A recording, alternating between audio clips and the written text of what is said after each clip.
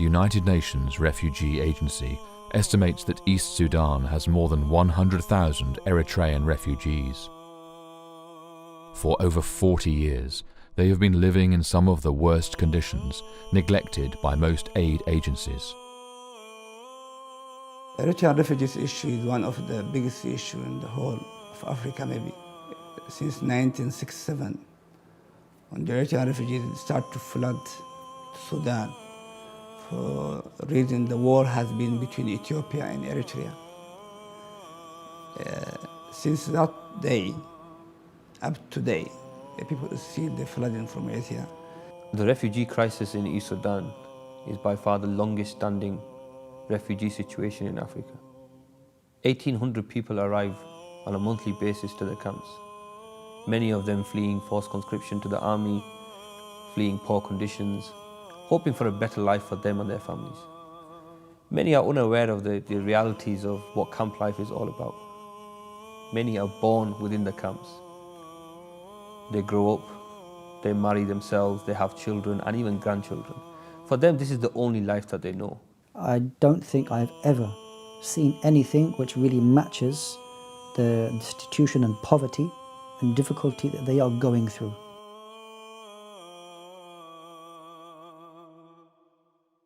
You can't say that it's life, to be honest, in all situations. It's not life at all. They don't have the basic necessity of their life.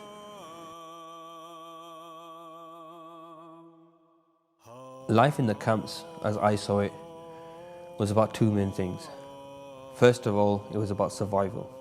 If you were able to make it till the evening, your mind was occupied about how you would make it till the morning. And if you were fortunate enough to make it till the morning, how you would survive till the evening. This is the first thing that life is about.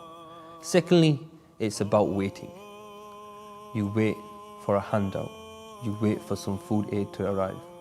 You wait for basic medical supplies. And some unfortunate circumstances, you're waiting for death, because that's your escape.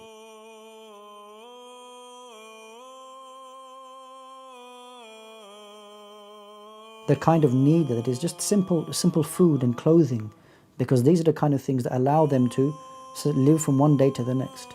The rest of their lives and how that they get on from one day to the next, alhamdulillah, they're doing that. They're preserving their Islam, they have good communities, they have their identity, but we just want to give them the ability to survive from one day to the next, to have some food.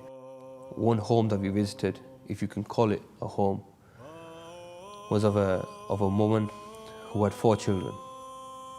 Unfortunately, 3 of them were mentally and physically challenged.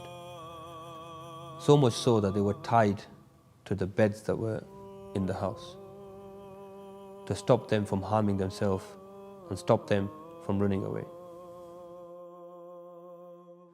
I asked her where her husband was, and she said he left 5 years ago in search of work and food and hasn't returned since.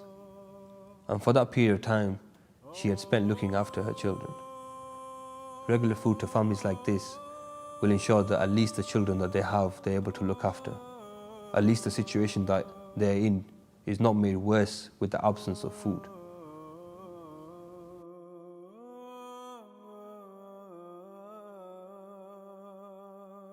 Food for those people is life. It's really life.